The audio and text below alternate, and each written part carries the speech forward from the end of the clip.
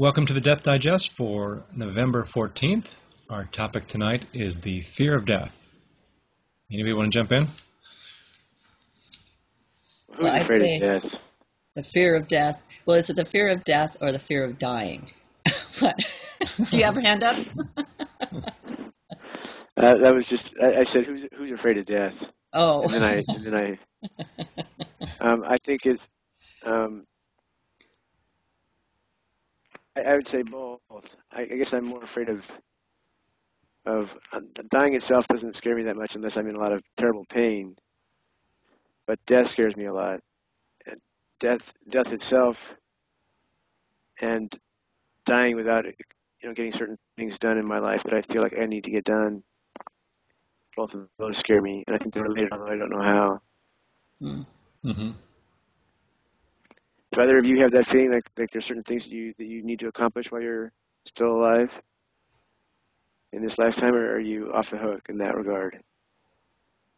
No, I think for me, I feel like that it's important to realize my life's purpose, and I don't feel like I've done that yet. So that feels like something that's important. Mm-hmm.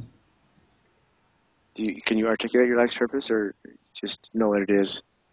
No, I don't know. Yeah, I mean, it feels like I'm being called to something, but there's not a real clear vision of what that is, although there's certain aspects that feel like it's part of it, but it doesn't feel like it's a cohesiveness. So I think there's probably a fear of not finding out and realizing it before I die. So I think that's an aspect for me. Although for me, I have more of a fear of dying than a fear of death. Mm-hmm. What's your fear of dying? Well, the whole idea of just not breathing anymore, I've kind of gotten used to it. And I had a moment earlier today where it was just a flash, and it was this felt like pure knowledge of this knowledge of my life ending. And with that, that there is an end. And with that, there was also some information. And I say information, I mean, it came to me as all this other stuff that's not important. So there was this realization of not from an intellectual place, but from a real experiential knowing place, that it's like, why am I worrying about all this other stuff? When I have this clear knowledge that this life will end. I'm still unpacking it, still feeling into it, because it was a very profound moment, and it was just a flash. So I'm still working with it, spending time with it. I haven't. It's still very new. Let me just put it that way. Mm-hmm. So I'm now just talking about it, so it's not really, I think, really clear for me just yet. Mm. But it certainly sounds profound. Yes, it was very profound. Very profound. Yeah. Yeah, and it was just one of those flashes. It was just like I wasn't doing anything special. I think I was doing some Sudoku. Mm-hmm. And then there was just this moment of deep realization about life and death. So. Wow. Yeah. Sudoku is powerful stuff. I guess it is. Well, that's right. But that's the last number before the zero. So. That's right. Get to 9 and you go back to nothingness. Nothingness. That's right. So that's my contribution. How about you? Well, at least for right now, it doesn't feel like it's a fear of death or dying, but it's a fear of leaving things undone. So I think it's more like you, Paul, where there's a fear that I won't have the opportunity to live my life fully. So for me, the fear of death is related to the fear of life. The fear of not being able to live life fully. So of unexpressed potential. Right. And I think there is. I think the fear of death is connected to the fear of life. But I think it takes some unpacking to discover that. Now, do you articulate it in the same way as Kim does in the sense of accomplishing your life purpose?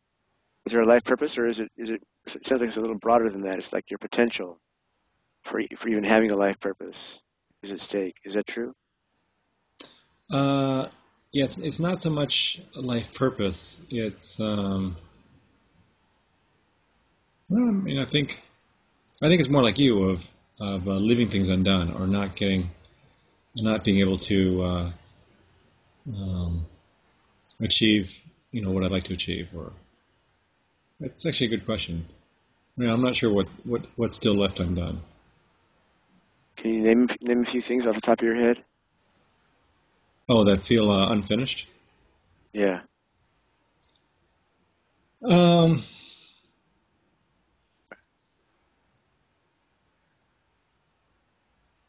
Actually, I just went blank in terms of Children. well, I mean, children, having a house,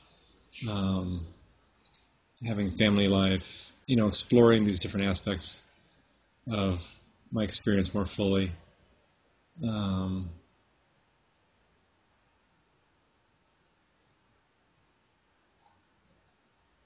Yeah, but I'm not sure that I'm that attached to any of them. I think there might be regret, Uh, but I'm not sure if it feels like it's essential. Well, not that I get the choice about whether to get them done or not. so it's not something that gives you a great deal of consternation. It's just sort of more mild. Yeah, it's not, it doesn't keep me up at night. At least not right now. Hmm. And do you think that that's, I mean, my sense of it for myself is that it's quite powerful. That sense of drive and purpose and desire to accomplish what I can accomplish. And what it's my responsibility, moreover, to accomplish, which is an interesting point in itself. I feel like I have a responsibility or a duty to do certain things, and those feel extremely, extremely powerful, and like it would be a great disaster if I didn't, deal with some of that at least before I died. Mm-hmm. But a very, very strong impetus to accomplish those things, whatever they are. Right. And it sounds like you don't really share that, at least not in the intensity of it. You share the underlying basic drive, but not the intensity. Is Yeah. that fair to say? Yeah. At least not right now. But ask me again next week and see where we're at. Could be a different story. Yeah. But you also mentioned that if you felt like you had a duty to accomplish these things, do you have a sense of who or what that duty is to yourself? Mm-hmm. It feels like it's a duty to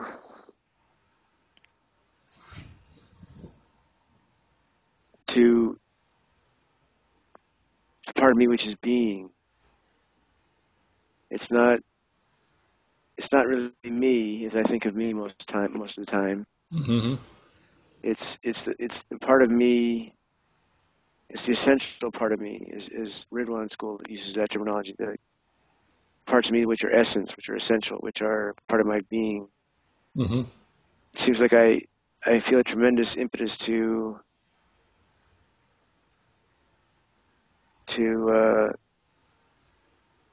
what's the word?